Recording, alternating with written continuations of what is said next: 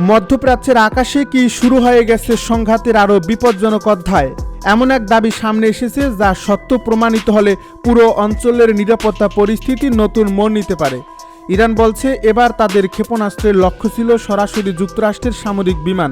শুধু তাই নয়, একই সময়ে হরমুজ প্রণালী ঘিরেও নতুন করে উত্তেজনার খবর প্রকাশিত হয়েছে। একদিকে সামরিক হামলার দাবি, অন্যদিকে গুরুত্বপূর্ণ সমুদ্রপথে অগ্নিকাণ্ড ও বিস্ফোরণের ঘটনা, সব মিলিয়ে প্রশ্ন উঠছে, মধ্যপ্রাচ্য কি আরও বড় সংঘাতের দিকে এগিয়ে যাচ্ছে? ইরানের সামরিক বাহিনীর অ্যারোস্পেস ফোর্স দাবি করছে তারা জর্ডানের দক্ষিণাঞ্চলে অবস্থিত আকাবা বিমানবন্দর এলাকায় অবস্থানরত মার্কিন সামরিক স্থাপনাকে লক্ষ্য করে ব্যালিস্টিক ক্ষেপণাস্ত্র নিক্ষেপ করেছে। তেহরানের ভাষ্য অনুযায়ী এটি তাদের চলমান প্রতিশোধমূলক সামরিক অভিযানের ১০০তম ধাপ, যার মূল উদ্দেশ্য ছিল যুক্তরাষ্ট্রের আঞ্চলিক সামরিক সক্ষমতার উপর সরাসরি চাপ সৃষ্টি করা। ইরানের প্রকাশিত বিবৃতিতে আরও বলা হয়েছে, এই হামলায় মার্কিন বিমান বাহিনীর একটি C-7 সামরিক পরিবহন বিমান এবং একটি বোয়িং P-8 পোসাইডন নজরদারি ও গোয়েন্দা বিমান ক্ষতিগ্রস্ত হয়েছে। তাদের দাবি অনুযায়ী একাধিক সামরিক বিমান উল্লেখযোগ্য ক্ষয়ক্ষতির শিকার হয়েছে। তবে এই দাবির সত্যতা এখনও কোনো আন্তর্জাতিক স্বাধীন সংস্থা নিশ্চিত করেনি। একইভাবে যুক্তরাষ্ট্রের পক্ষ থেকেও তাৎক্ষণিকভাবে এমন কোনো আনুষ্ঠানিক বিবৃতি প্রকাশ করা হয়নি যাতে এই অভিযোগের সত্যতা স্বীকার বা অস্বীকার করা হয়েছে। এই ঘটনাটিকে আরও আলোচনায় নিয়ে এসেছে ইরানের আরেকটি বক্তব্য। তেহরান দাবি করছে জর্ডানের জনগণ এবং দেশটির কিছু সামরিক সদস্যদের কাছ থেকে প্রাপ্ত তথ্যের ভিত্তিতেই এই অভিযান পরিচালনা করা সম্ভব হয়েছে। এই বক্তব্য স্বাভাবিকভাবেই নতুন কূটনৈতিক প্রশ্ন তৈরি করছে, কারণ যদি এমন দাবি সত্য হয় তাহলে তা শুধু সামরিক নয়, রাজনৈতিক সম্পর্কের ক্ষেত্রেও বড় ধরনের প্রভাব ফেলতে পারে। তবে এখানেই একটি গুরুত্বপূর্ণ বিষয় রয়েছে। জর্ডান সরকারের পক্ষ থেকে এখন পর্যন্ত এমন কোনো আনুষ্ঠানিক মন্তব্য আসেনি যা ইরানের এই দাবিকে সমর্থন করে। এর ফলে বিষয়টি এখনও একতরফা দাবি হিসেবে বিবেচিত হচ্ছে। আন্তর্জাতিক বিশ্লেষকেরা বলছেন, যুদ্ধ বা সামরিক উত্তেজনার সময় বিভিন্ন পক্ষ প্রায়ই নিজেদের অবস্থান শক্তিশালী করেছে। সামরিক বিশ্লেষকদের মতে যুদ্ধের সময় তথ্যযুদ্ধ বা ইনফরমেশন ওয়ারফেয়ারও একটি গুরুত্বপূর্ণ অস্ত্র। বাস্তব যুদ্ধের পাশাপাশি বিভিন্ন পক্ষ নিজেদের শক্তি প্রদর্শন, প্রতিপক্ষের মনোবল দুর্বল করা এবং বিভিন্ন আন্তর্জাতিক জনমত প্রভাবিত করার জন্য বিভিন্ন ধরনের দাবি তুলে ধরে। তাই প্রতিটি তথ্য যাচাইয়ের বিষয়টি অত্যন্ত গুরুত্বপূর্ণ হয়ে ওঠে। এখন প্রশ্ন উঠছে, কেন আকাবা বিমানবন্দর এত গুরুত্বপূর্ণ?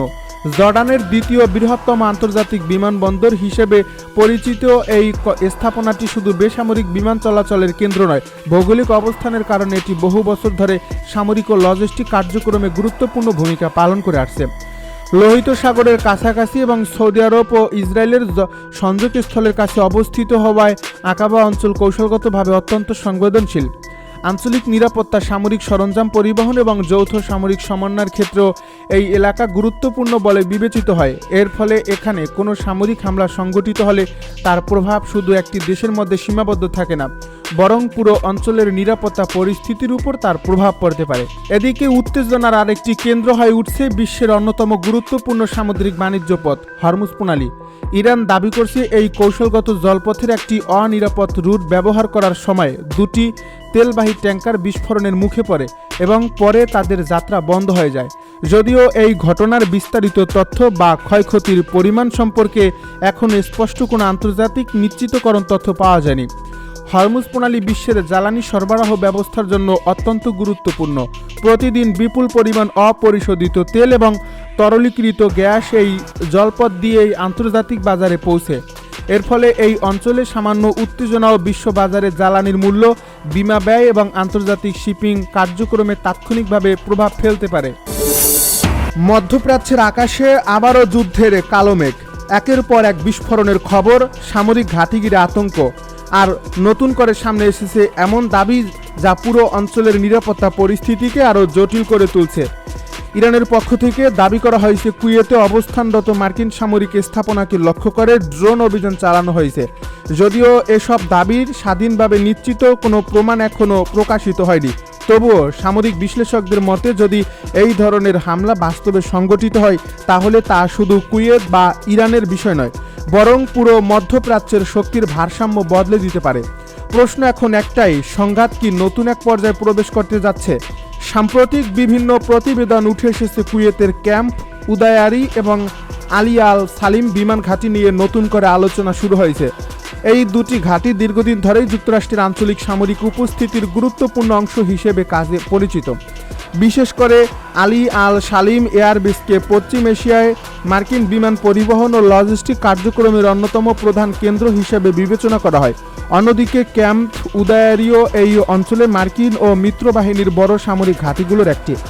ইরানের ইসলামিক রেভলিউশনারি গার্ড কর্পস বা আইআরজিসি সংশ্লিষ্ট বিভিন্ন সূত্র দাবি করেছে তাদের পরিচালিত ড্রোন অভিযানে ক্যাম্প উদায়ারির গোলাবারুদের সংরক্ষণাগার এবং আলী আল সালিম বিমান ঘাঁটির বিমান প্রতিরক্ষা ও নজরদারি ব্যবস্থাকে লক্ষ্যবস্তু করা হয়েছে। তাদের ভাষ্যমতে কামিকাজে ড্রোন ব্যবহার করে গুরুত্বপূর্ণ সামরিক অবকাঠামোতে আঘাত হানা হয়েছে। তবে যুক্তরাষ্ট্র বা কুয়েত সরকার আনুষ্ঠানিকভাবে এই দাবি নিশ্চিত করেনি এবং স্বাধীন সূত্র থেকেও তা যাচাই করা সম্ভব হয়নি। যদিও এসব তথ্য নিশ্চিত নয়, তবুও সামরিক বিশেষজ্ঞরা বলছেন এই ধরনের দাবি নিজেই একটি গুরুত্বপূর্ণ বার্তা বহন করে, কারণ যুদ্ধক্ষেত্রে শুধু বাস্তব হামলাই নয়, মনস্তাত্ত্বিক চাপ তৈরি করাও একটি বড় কৌশল। প্রতিপক্ষের অনিশ্চয়তার মধ্যে রাখা, প্রতিরক্ষা ব্যবস্থাকে ব্যস্ত রাখা এবং রাজনৈতিক বার্তা পৌঁছে দেওয়ার জন্য এমন দাবি ব্যবহার করা হয়ে থাকে। ইরান বহুদিন ধরেই বলে আসছে যদি তাদের বিরুদ্ধে সরাসরি সামরিক অভিযান চালানো হয় তাহলে শুধু ইরানের ভেতরেই প্রতিক্রিয়া সীমাবদ্ধ থাকবে না, বরং যেসব দেশে মার্কিন ঘাঁটি রয়েছে সেগুলো সম্ভাব্য লক্ষ্যবস্তুতে পরিণত হতে পারে। এই অবস্থানের পুনরাবৃত্তি করেছেন ইরানের বিভিন্ন কর্মকর্তা এবং নিরাপত্তা বিশ্লেষকেরা। ইরানের সংসদের জাতীয় নিরাপত্তা ও পররাষ্ট্রনীতি কমিটির সদস্য আহমেদ বকশায়েশ আরদেস্তনি আগে সতর্ক করে বলেছিলেন যুক্তরাষ্ট্র যদি ইরানের বিরুদ্ধে স্থল অভিযান শুরু করে তাহলে কুয়েত ও বাহরাইনে থাকা মার্কিন সামরিক উপস্থিতিও ইরানের প্রতিক্রিয়ার আওতায় আসতে পারে। যদিও এটি একটি রাজনৈতিক বক্তব্য, তবুও এমন বক্তব্য আঞ্চলিক উত্তেজনাকে আরও বাড়িয়ে দেয়। বিশ্লেষকদের মতে কুয়েতের ভৌগোলিক অবস্থানও এই আলোচনাকে গুরুত্বপূর্ণ করে তুলেছে। পারস্য উপসাগরের উত্তর প্রান্তে অবস্থিত দেশটি বহু বছর ধরেই যুক্তরাষ্ট্রের গুরুত্বপূর্ণ সামরিক সহযোগী। এখানকার বিভিন্ন ঘাঁটি শুধু প্রতিরক্ষা নয়, গোটা অঞ্চলে সেনা ও সরঞ্জাম পরিবহন, নজরদারি এবং জরুরি সামরিক অভিযানের জন্য ব্যবহৃত হয়। এ কারণেই যদি কখনো যুক্তরাষ্ট্র ও ইরানের মধ্যে সরাসরি সংঘর্ষ তীব্র হয় তাহলে কুয়েতের সামরিক স্থাপনাগুলোকে কৌশলগতভাবে গুরুত্বপূর্ণ হয়ে উঠতে পারে। তবে সামরিক বিশেষজ্ঞরা একই সঙ্গে মনে করিয়ে দিচ্ছেন কোনো দেশের ভেতরে হামলা চালানো মানেই সেই দেশের সংঘাতে অংশগ্রহণ হয়ে যেতে পারে, যার রাজনৈতিক ও কূটনৈতিক প্রভাব হবে অত্যন্ত গভীর। এদিকে সাম্প্রতিক সময়ে মধ্যপ্রাচ্যের বিভিন্ন এলাকায় ড্রোন এবং ক্ষেপণাস্ত্র ব্যবহারের প্রবণতা উল্লেখযোগ্যভাবে বেড়েছে। কম খরচে দীর্ঘ পথ অতিক্রম করতে সক্ষম এসব ড্রোন এখন আধুনিক যুদ্ধের অন্যতম কার্যকর অস্ত্র হিসেবে বিবেচিত হচ্ছে। এর ফলে প্রচলিত বিমান হামলার পরিবর্তে ড্রোন ব্যবহার করে গুরুত্বপূর্ণ সামরিক স্থাপনায় আঘাত হানার কৌশল ক্রমেই বেশি দেখা যাচ্ছে। সামরিক বিশ্লেষকেরা বলছেন যদি কোনো পক্ষ সত্যি কুয়েতের মতো দেশের ভেতরে মার্কিন ঘাঁটিকে লক্ষ্য করে হামলা চালিয়ে থাকে তাহলে এর সবচেয়ে বড় প্রভাব পড়বে আঞ্চলিক নিরাপত্তা ব্যবস্থার ওপর।